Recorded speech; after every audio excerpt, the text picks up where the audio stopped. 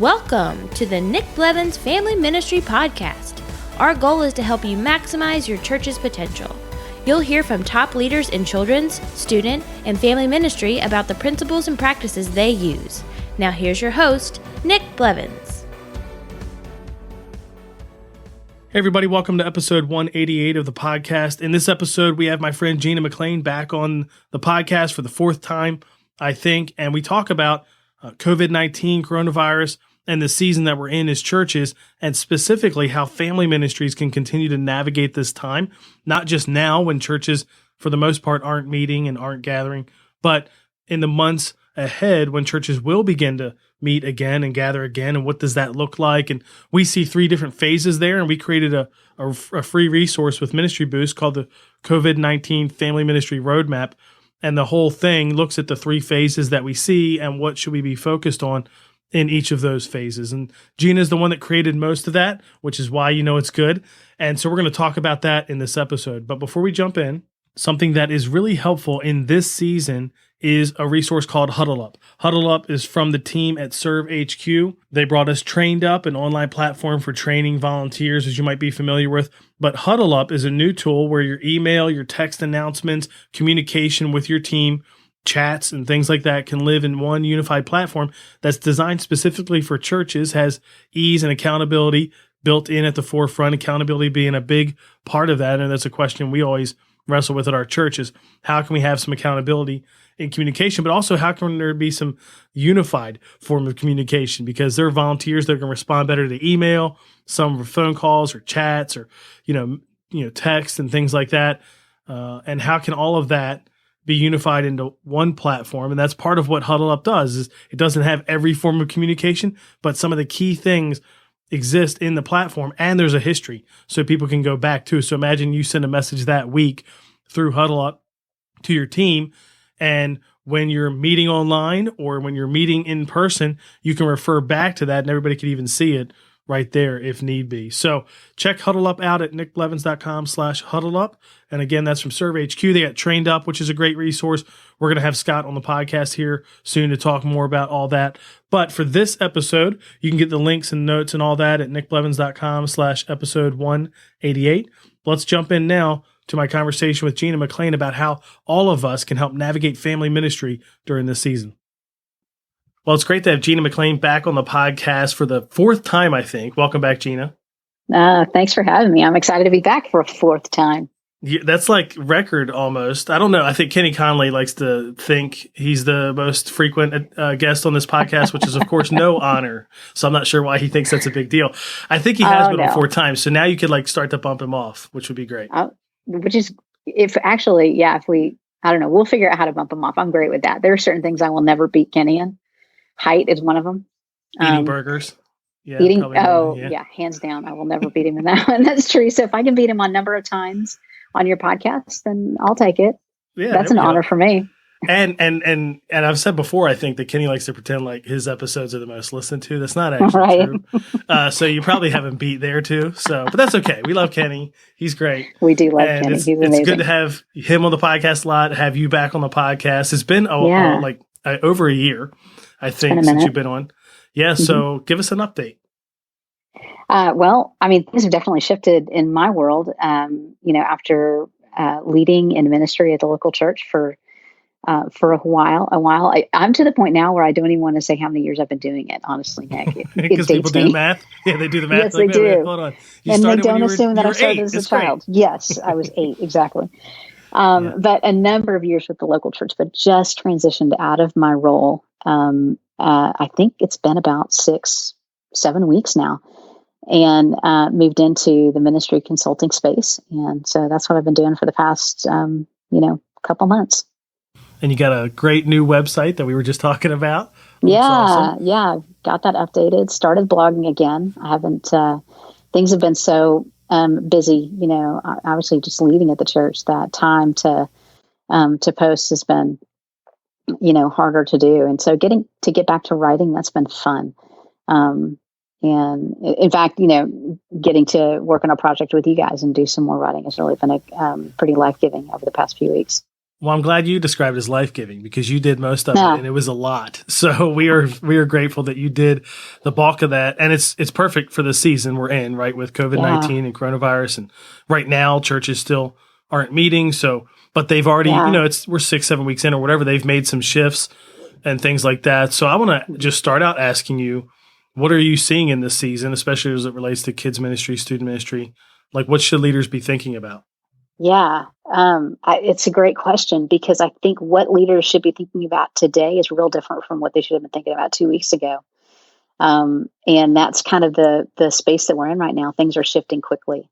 When the virus hit and things amped up, and suddenly, really, if my timing is correct, I mean, just within a matter of a couple of weeks, all around the nation, our states are moving into this, safer at home, shelter in place kind of lifestyles. And suddenly, as a ministry leader, we have to pivot and figure out how do we take what we would do on Sunday morning, and that Sunday morning program that we were so systemized and wired to create on a weekly basis, and figure out how do we now shift that to an online platform, because now we can't meet as a church. And it threw a lot of churches and a lot of ministry leaders, for a loop. But honestly, here's the thing: this thing that I love about what we get to do, we get creative, right? And I think one thing that we learn about ourselves in seasons like this is that we can get scrappy and we can be pretty tenacious. And so churches figured out, children's ministry leaders and student ministry leaders figured out how to take their weekly programming and shift it to an online platform so the students, kids, and parents even could engage on a weekly basis. So that was, a couple of weeks ago, that was necessity, and that was primary, and that was key, and that's what we needed to focus on. I would say today, now, we're several weeks into this shelter in place kind of lifestyle. Where the opportunity that we would be able to meet as a church, for some churches that date is within view. For others, it's still unknown. And even with the date in view, what's it actually going to look like? I would say today what ministry leaders need to be thinking more about is thinking less about how do I get my content online, and thinking more about how do I connect personally with my family. So it's less about content now; it's more about connection. Mm-hmm. Yeah, and the content thing they've probably figured out to an extent. I know it's still a struggle for certain folks, especially certain people on staff. I think about our worship arts team, like getting the video edited and all of that post-production, like their schedule in some ways has not lightened up. And then I think of a church planner, church that I'm working with in Georgia. And again, it's a church of, 130, 150, something like that. So he's doing that himself and he's preaching it.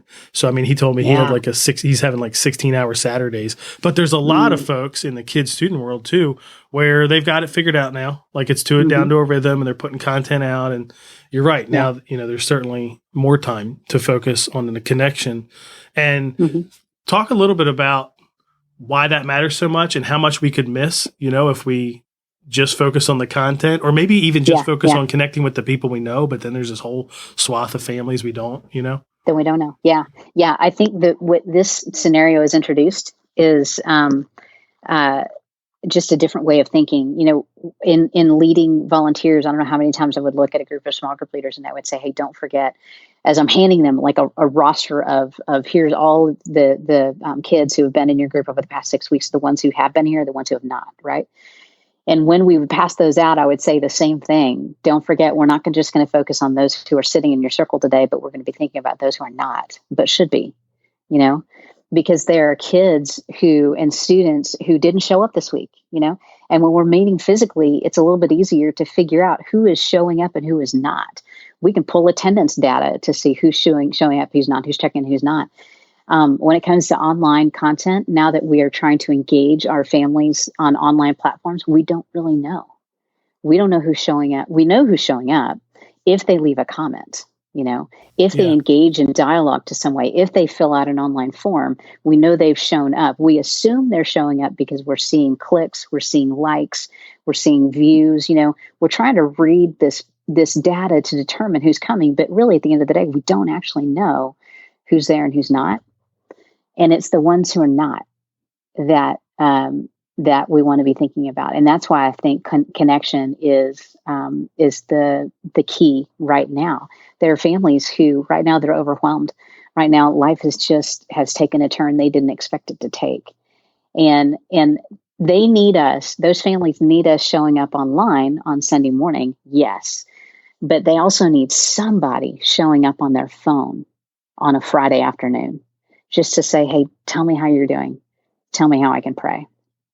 And that's the gap that I think that is a crack that existed. I heard a ministry leader say this last week in this most profound statement. It was a group of student pastors were on a Zoom call, and these student pastors are talking about just the realities that they're facing today, that some of their students are well connected and well resourced, and other students are not. How some of their students, they are safe at home, truly, and other students, they're at home, but it's not a safe place for them.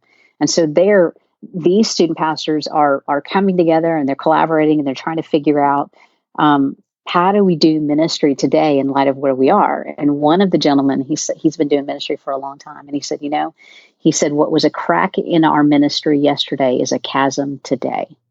And sure. He was pointing to the where we had disconnection yesterday, it was a crack. Today, that disconnection is a chasm. And what we're trying to figure out is how do we bridge the chasm? Yeah, definitely. And I think that theme of connection and like actually knowing people individually and all of that is runs throughout this resource that you help us create with Ministry Boost. And I joke and say you did 99% of it, which is why it's really good.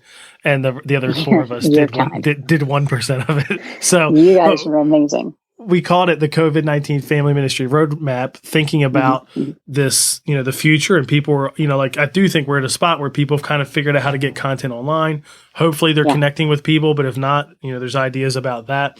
But a lot of people are looking forward, especially with, announcements about rollout plans for phasing back in different states or in different places and all that. So the Family Ministry Roadmap has 3 phases. One, online engagement, which is like now when all we can do is engage online because we're still on a shelter in place. Phase 2, you can see the date when you're going to open the doors, so to speak, whatever that looks like. It might be a staged return. It might be small groups first and then services. And then phase 3, you've launched back. So, what's after that? So starting with now, which is of course what most people are in the online engagement phase. I know a lot of this is in the resource, but what should the focus be for leaders? I think the focus right now is we have a volunteer team that we leaned on before for our weekend experiences. I say we still lean on them today. Even though we, the hesitation when I talk to ministry leaders right now is I don't want to ask my volunteers to do one more thing, and because they have a lot on their plate too. Absolutely true. However, we're all wired to look beyond ourselves and to do beyond ourselves and to give beyond ourselves. It's in our DNA, and actually one of the best things that we could ask our volunteers to do is to engage in something meaningful right now, especially in this season. And so I would say, let's leverage that volunteer team that we have and create a network where we truly can connect with the families that call our church home, where on a regular basis, there is somebody that's reaching out just to say, hey, you're thought of. And you're not only you thought of, but you are prayed for. In fact, we want to pray more specifically. And so if you'll trust us with that, what can we pray for? And then if we can resource you more or make connections for you, because really when we think about what's happening just in the past 6 weeks of our lives, if you look at the timeline of the past 6 weeks, there are families who went from, I don't know anybody with a coronavirus, but now I'm being forced to shelter in place because people have it, to 7 days later, now I know somebody who has the virus and is not only has it, but they're now hospitalized and on a ventilator. 2, 7 days later, now I know somebody who survived it or didn't survive it, right? Now I know, I don't know anybody who's lost their job as a result of this. To 7 days later, now I know somebody who's been furloughed, or I myself have been furloughed. And I'm trying to figure out how do I, take care of my family in light of the fact that the economy has come to a standstill, So it's about showing up in people's lives in a time when they need it most. And the unique thing about right now is people's lives are dramatically changing in very short increments of time, which means that we need to show up more frequently. So if we can lean on a volunteer team, that's what I love about phase one of this tool, is it really does help a ministry leader grab hold of how to actually lean on their volunteer team to show up specifically in a parent's life frequently enough to say, I hear you, I see you, you are loved. I might not be able to solve the challenge you're walking through, but I can walk through it with you. And the reason why that's so important, I mean, that's important for a myriad of reasons, but when we look at just this resource alone, that's your foundation, because in phase two, if you've got a date in sight, now as a ministry leader, you're having conversations with your senior leadership, and you are setting a date for when the doors of your church are going to reopen. And you're also setting parameters for what's that going to look like? Is there going to be a limit to the number of people that can come into the building? Are you going to offer children's ministry services at that time and student ministry experiences at the time? Or will you stagger those and introduce those at a later time? Like, there's so many questions to answer. And this tool helps you to begin to explore some of those questions that you're going to want to ask. It also helps you to look at your facility in a different way, because once we open the doors, it's not safe to assume that a parent's just going to pack their family up on Sunday morning and return right to church once those doors open. Yep. We can't guarantee that. This virus has changed the way that people view the world, And I would suggest that parents today, even the parent that yesterday would have said, man, my child's immune system needs to be built up, just lick the floor, even that parent is going to walk into your facility and have a few more questions today than they did yesterday because of the virus. Even that parent might look at your facility and where in the past they might have assumed clean, now they assume infected. And so it's this resource in phase two kind of leads you through how do we need to change either what happens in our facility, how we clean our facility, how frequently do we clean our facility, all of those things to ensure that we're creating, a safe environment for our families, but then also how to communicate that to them, because so that we build trust with them and they begin to believe that coming to church is in fact a safe place for my kids, Yeah. And I feel like some, even now we're recording this right before it's going to come out, just days before. So it's pretty current. And I feel like I already know of some churches that would probably, by the way we're talking about it, phase two is when you were preparing to reopen the doors. I feel like there's some churches that are there because of the states they're in. Even if it's a month out or 6 weeks out or something, like they can look forward and see a date. And so they're already thinking about this. I don't know if we talked about this, but, one of our friends has gotten quotes about cleaning the building, but in a sanitized, that kind of level. And it's super expensive. I mean, super expensive. And so you're wrestling with those kinds of questions and things like that. So I like that in the resource, there's that focus on planning on resetting your on-site facilities. But there are so many variables. Churches that won't have kids ministry. Churches that won't. I mean, I know of a church that is big enough that they're like, hey, if we can only do gatherings of 200, we're not doing it. So we're online till it's full. Yes. Right. So. Same thing. Whereas at another church, same size, is saying, we're going to do it. We're just going to triple the number of services that we offer and limit the capacity, and people will RSVP to come. Like, there's so many different ways that churches already now are considering how they're going to be able to navigate this. Mm-hmm. And just like in phase one, I like how you talk about volunteers. And so again, what about the volunteer role in this phase, in phase two? This has more to do. Phase two has more to do with, now that you're preparing, how do you rally your team? Do you assume that they remember how to do their role and what the experience is? In fact, it's to some degree, it's so fascinating, the gift that this actually can be. Because if I could hit reset with some of my volunteer teams, I'd be super excited about that. For them to be able to step away for 6 weeks of not just focusing, when I think about kids ministry, not just focusing on getting through an activity, but actually be able to come back and go and in this rally season, as we're preparing to go back, to be able to remind them, hey, here's what the central goal is. Here's why you do what you do. Here's the purpose of your role. It has very little to do with that activity. And gluing those those tongue depressors together, So there's steps you're going to want to take to rally your team, to bring them back together, to train them, retrain them on what they've done in the past, but to train them also on some of the changes that will inevitably occur.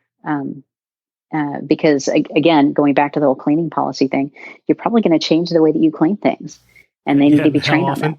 Yeah, and how often? Yeah, how frequently? Yeah. Well, I mean, before we even stopped having services, obviously there was already a focus on cleanliness and sanitization, and just taking every step you can to help then. And I remember thinking, we're probably going to have to go to triple our kids welcome team, check-in team, because they may be checking every person in, so they just grab the label. They're not touching anything anybody else has touched.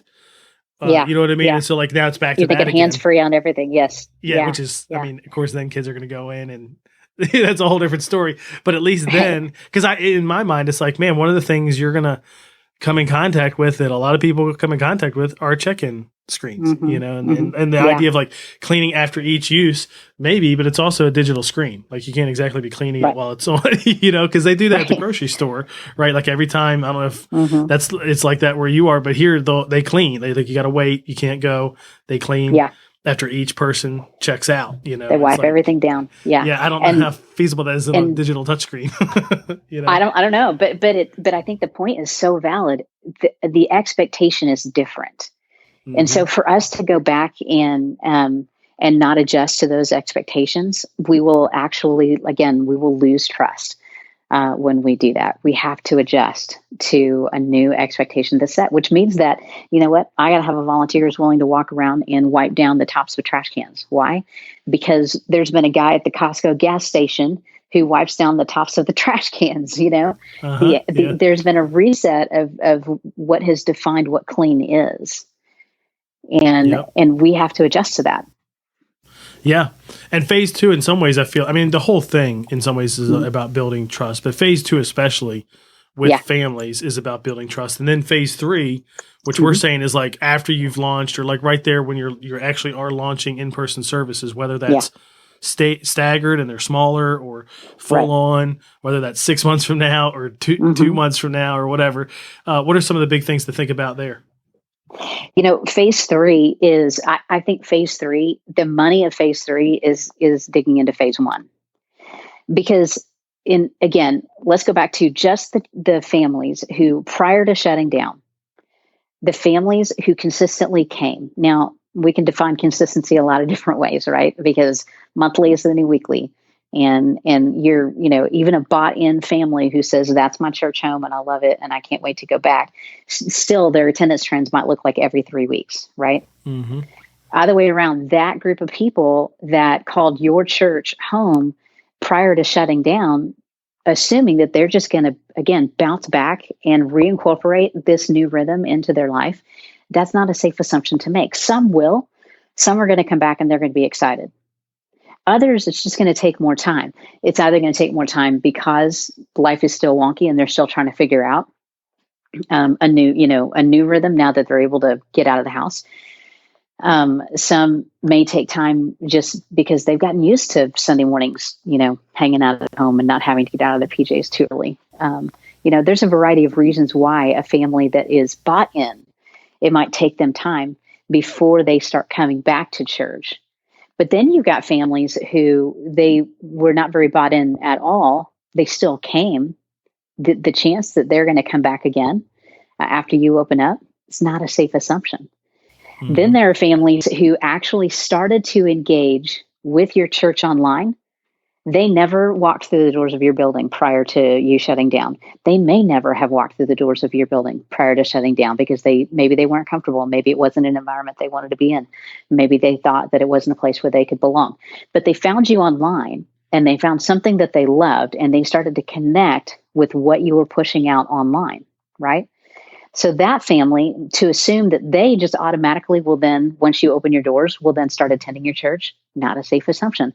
So if we go back to phase 1 and if a ministry leader goes in and begins to engage what is offered in phase 1 and takes those steps, you've got a better chance that in phase 3, once you've communicated the changes you've made, once you've communicated your cleaning policy and standards, you've communicated the date you're going to open up, all those things. If you've done all of that well, then by phase 3, they will walk through the doors, and you've got a process or a system for tracking when they came. So when you started to engage them, whether it's before closing your doors or it was online, but also when they started actually attending your church in person. And so probably, go ahead. No, I was just going to say that, the success of phase 3 really exists if you fully engage phase 1 and 2.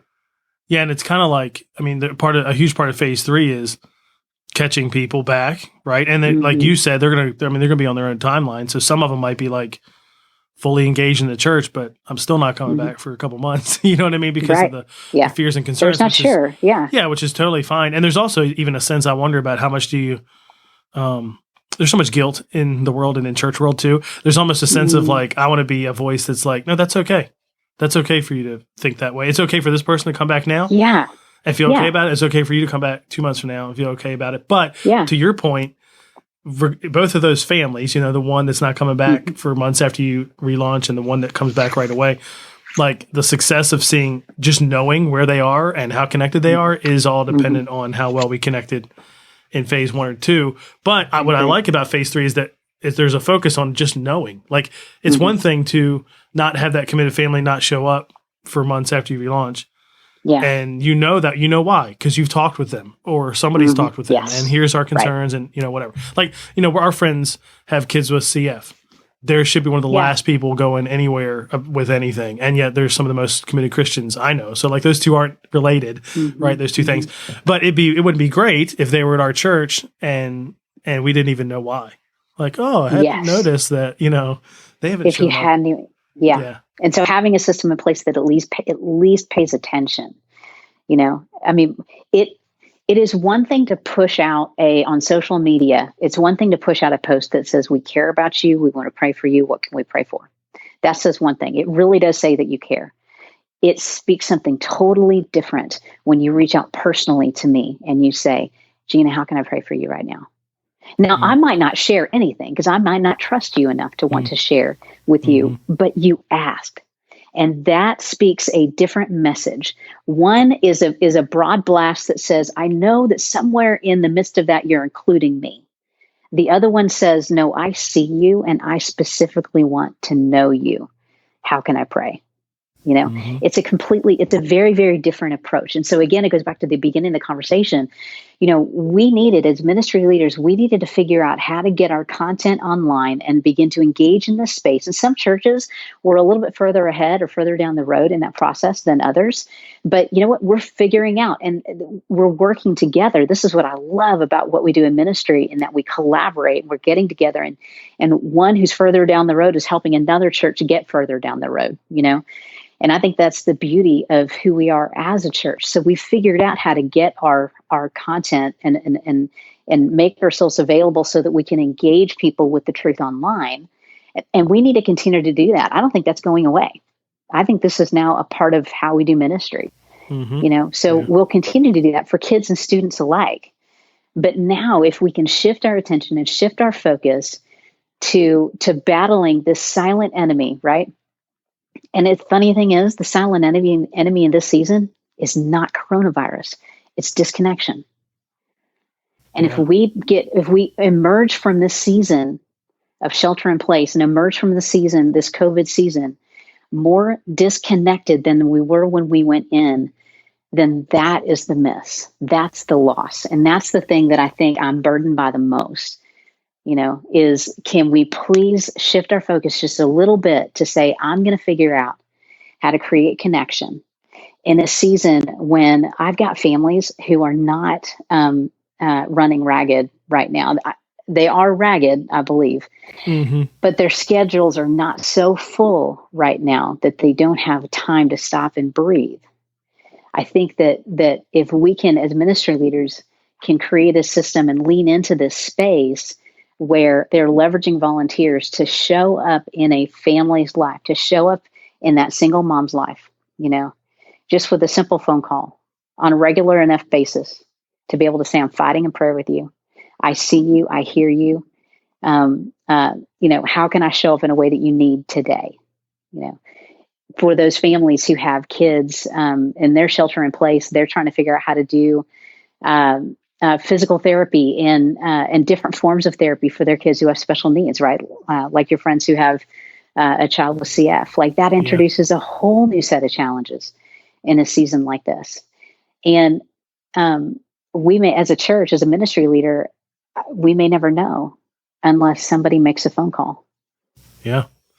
Absolutely. And I'm sure there's lots of opportunities for that. And I love the work that you've done with this resource to kind of have that connection theme all throughout. And so, we'll put a link in the show notes where people can download it. But you've also created another resource, a leader's guide to a connected ministry, which people can get on your site. And we'll link to that too. And you're also having like a cohort, inviting people to be part of a cohort with that. So tell us about that. Yeah. So it started with the Leader's Guide to a Connected Ministry in hopes of just helping to walk alongside ministry leaders to help bridge this gap. And then, of course, getting to work with you guys, the COVID piece came together, which, let me be clear, that whole piece is so much. It's a great product because of the work that you and Nick and John and Kenny and Kevin gave to it. So I'm grateful. Kenny. We won't give Kenny too much credit. We don't give Kenny credit. No, but exactly. But I started we're launching a cohort. We'll probably do a series of them just because there's going to be there's a big need. But we're launching a cohort that brings ministry leaders together who are trying to tackle this. Basically, we're just going to try to climb the mountain together. It's not an easy thing to tackle, but we don't have to tackle it alone. So we're putting together some cohorts to be able to work on that together. That's great. We'll link to that as well. How else can people connect with you?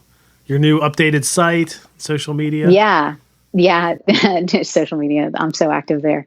GinaMcClain.com is really the best way to reach me. And so that's been overhauled. I'm running again, so there's new content on there as well. There's also some resources that free resources that are on there, just stuff that we've learned along the way, that we just put in downloadable format that we hope is helpful for ministry leaders. I am on Twitter, Gina_McClain. You can find me there. Instagram, Gina McClain. I'm not hard to find. Yeah, that's right. Well, thank you for the work that you've done and will keep doing, because I keep saying, and I think you agree, that we can continue to update this COVID resource because so much does change. I agree. Yeah. Thanks for the work you've already put into it, the work we'll continue to put into it, the work you'll do with these cohorts. I do think people want to be connected as leaders with other leaders to share ideas and a lot of stuff we've talked about. I've heard what other churches are doing, and they're doing great stuff. So thanks for doing all that and for coming on the podcast. Yeah, thanks for having me. It's always an honor, Nick. I'm grateful, and thank you for what you guys do with Ministry Boost and with the Tribe Calls. I'm really grateful. You guys have done a lot for us as ministry leaders over the years. Look, I'm glad it's helpful. I feel like it's back to that connection thing too. Like, there's a lot of content, we create, but to me, that like the connection is the piece that's the best. You've just been knowing all these leaders and having conversations and learning from different folks. So it's been fun. It's really true. Yep. All right. Well, thanks again. Thank you. Gina McClain is awesome. And it was so great to have her help with this resource, this COVID-19 Family Ministry Roadmap, and then have her on the podcast. And like we said in there, what I love about it too is we're going to continue working on it, expanding it, making it helpful. One of the things we're working on right now is adding some conversation guides, key questions that we need to answer as leaders in each phase. And then what does that mean? And what are some things to think about as we answer those questions? And then the action, that we need to take after that. So like I mentioned before, you can get all the links and notes at nickblevins.com/episode 188. The action steps I would take coming out of this episode are to get the COVID-19 Family Ministry Roadmap. We'll link to that in the show notes. Plan your strategy. What are you going to do? Maybe you see the phases differently. Maybe there's certainly all of us are going to have different timelines, I think, on the phases. So take some time, multiple meetings to think through this plan. And a lot of you, if you're listening to this when it comes out, you don't know a lot of the things you need to know to finish the plan, which is fine. The whole idea is that you have something you can start working on now and you just keep coming back to it. Okay, are we at the point now where we can talk phase 3 and answer some of these questions? Great, go for it. If not, okay, then focus on where we are now.